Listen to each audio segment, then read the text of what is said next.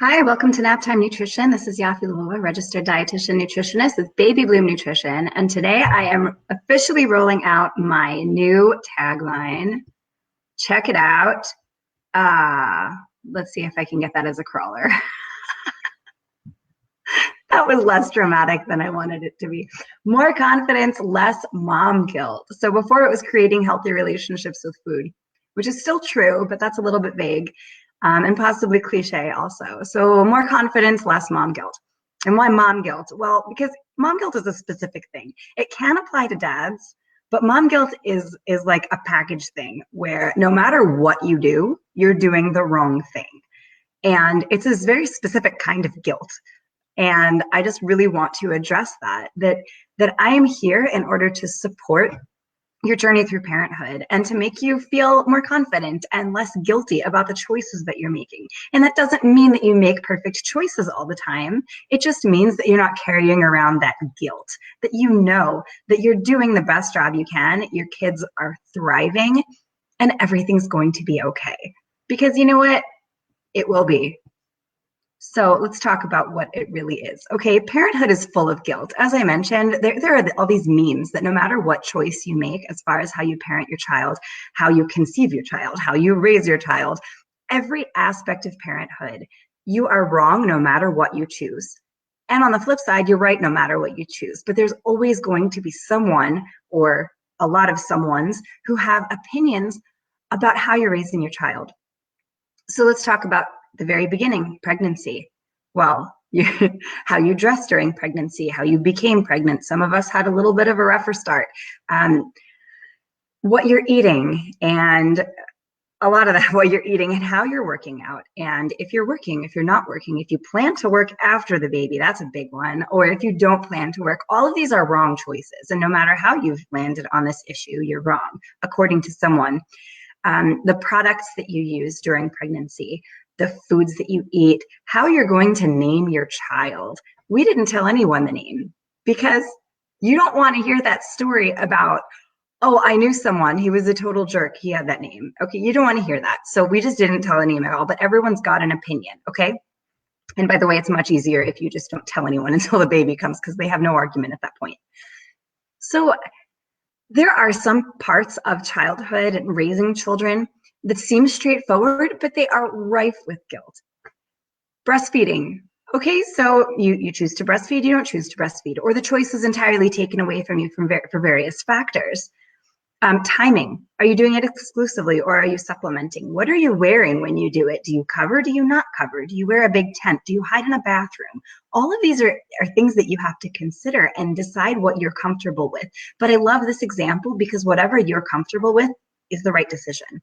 And whatever you decide to wear and your method of breastfeeding, whatever it is, it's the right decision because it's the right decision for you and for your child. And assuming safety and everything is according to what's appropriate medically in your situation, no matter what you decide is going to be the right choice because it's what works for you and your family. It's the right choice for your child growing up. And so no matter what you choose, there shouldn't be guilt about that.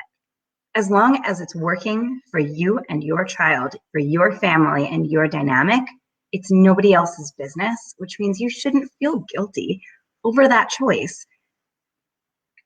A lot of times we make choices out of, it's not really a choice. It's a lack of choice. It's just a bunch of factors that come together that make the decision for us and we have to roll with it.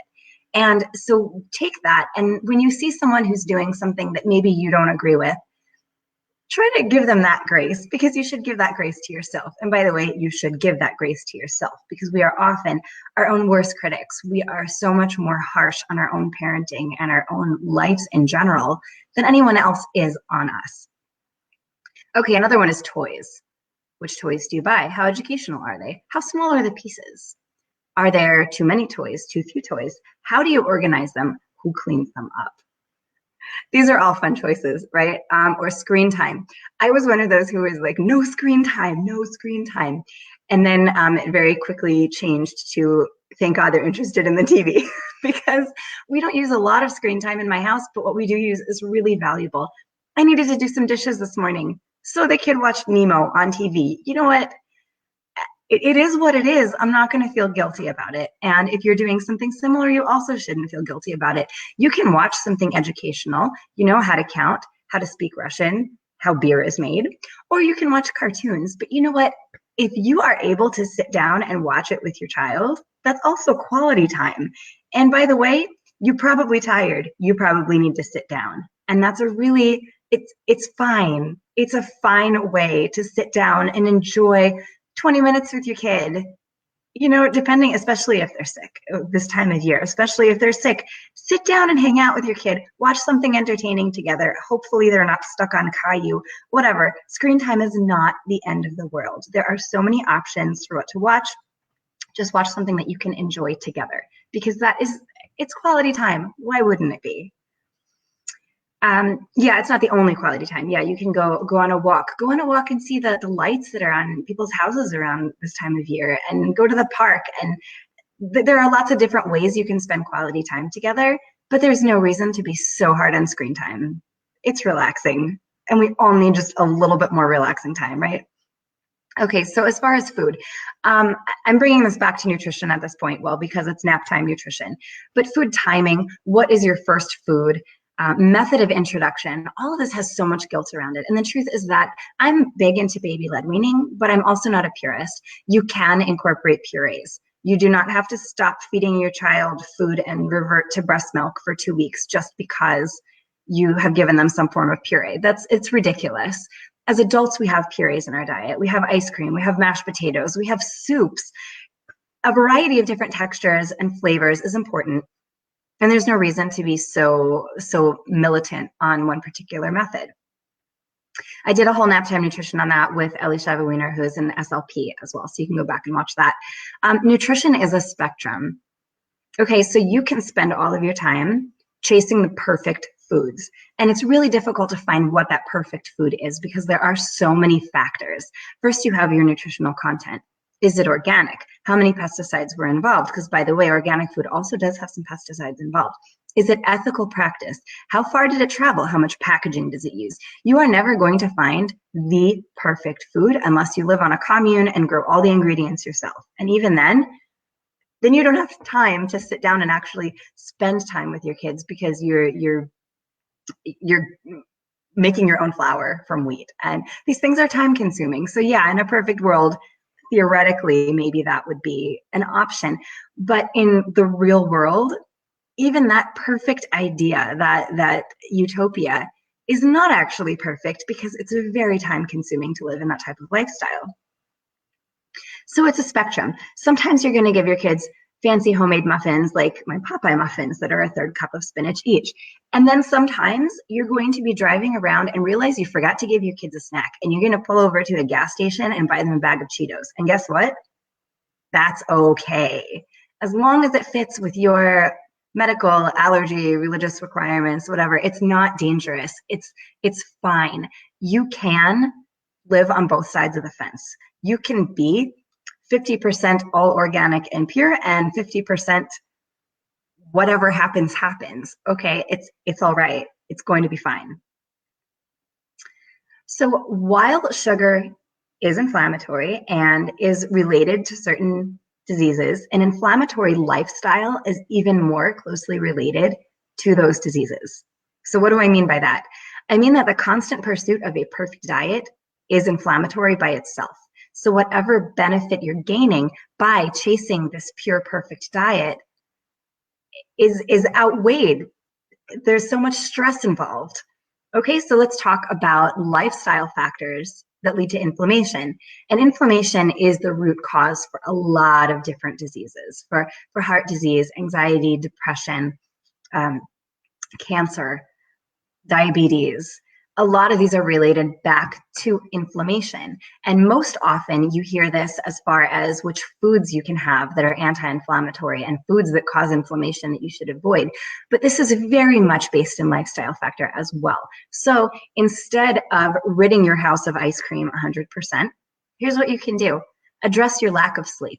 Okay, here's the thing. Your baby was up all night and you're exhausted. There is nothing you can do about that in that one moment. But when your baby naps, you can nap instead of making a fresh batch of muffins. and go buy some muffins instead. Okay? This is what I'm talking about. This is where I'm talking about more confidence, less mom guilt. You have to take care of yourself because you can't live this inflammatory lifestyle by trying to chase the perfect diet. You're not doing anybody any favors with this, not yourself, not your kids. Okay, here's another one. The stress of cranky kids who need a snack. You're driving around, there is no snack. What are you going to do? Are you going to find the closest Whole Foods and find something that, it's still really expensive even after Amazon purchased it. So are you going to try to do that, or are you just going to try to find something that works? Because what works in the moment, and it's okay. Stress over money when the perfect diet gets too expensive. Yeah, for some reason, it is really, really expensive to eat perfectly. Okay, so let's take a look a little bit closer at this. Let's talk about milk. Okay, you have conventional milk, you have organic milk, which is more expensive, and then you have raw milk, which is twice as expensive as a conventional milk. Why? It's less processing. Well, because it's actually not. There are less processes that the actual milk goes through, but there are more processes for that farm to go through by way of certification and product inspection. So it gets a lot more expensive. So a lot of times this idea of a perfect diet is very expensive, which causes financial stress, and stress and anxiety are inflammatory.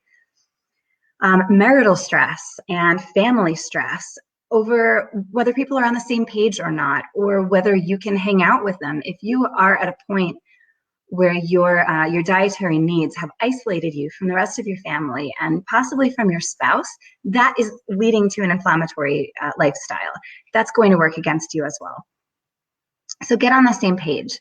And it might mean that you need to be a little bit more flexible. It might mean that you need to, I got a heart, yay. It might mean that you need to just be a little more flexible with your worldview and meet your spouse halfway. And with your spouse, it is really important to get on the same page. And if you have trouble coming to some middle ground, coming to an agreement, give me a call. I've done this before, where I can help spouses find a middle ground as far as the nutrition choices that they're making. Poor hydration. We often forget to drink fluids throughout the day, and poor hydration is inflammatory. So drink your water. You don't like water, put a piece of fruit in it, put a whole strawberry in it, put a piece of watermelon in it, or drink some lemonade. Being trapped inside. A lot of times this pursuit of a perfect diet will have us trapped inside because we're cooking, we're shopping, we're researching, when instead we could just sometimes buy something instead and spend the time outside with the kids. Get a pizza and have a picnic at the park. You know what? Yeah, it's not nutritionally perfect, but it's perfect in so many other ways. The kids are developing those memories. They're going to have that memory of just hanging out, having fun with you in a stress-free environment. And that's so important for them. The stress of constant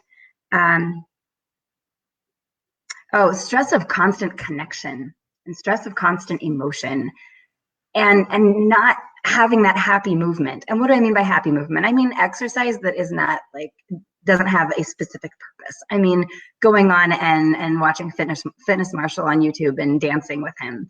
I talk about him all the time in my nap time nutrition. He's really great. He's fun. So do something fun. Do something that brings you joy. Get up and move your body and stop being so connected. After this broadcast, turn off your Facebook, go and do something different, color with your kids, run around, or take a nap. Seriously, take a nap. I might. Anxiety itself is inflammatory.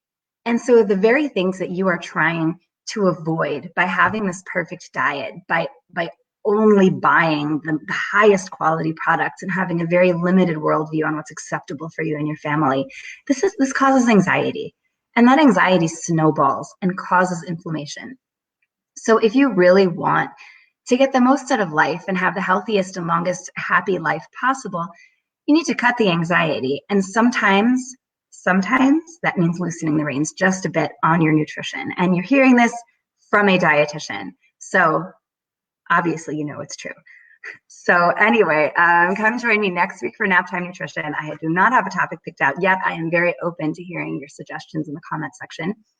I have a lot of toddler test kitchen dates that were just released by the farm. You can find those on my website, Baby Bloom Nutrition, under the tab Toddler Test Kitchen, and you can start signing up for those. It's going to be a blast. The Saturday classes are taught by Sarah Garone of lovelettertofood.com. All Sunday classes are taught by me. And we are doing fabulous original recipes. It's going to be a great time. I also do private and small group counseling, and I speak at groups. So if you're having an event, you want me to come talk about nutrition through the holidays or nutrition in general, shoot me a line, Yaffi at babybloomnutrition.com. Follow me on Pinterest, pinterest.com/Yaffi. And I'll see you next week right here at this time for Nap Time Nutrition, 1 p.m. Arizona time, 3 p.m. East Coast, 12 noon West Coast, because we don't change our clocks like the rest of you crazies. Have very happy holidays, and I will see you next week.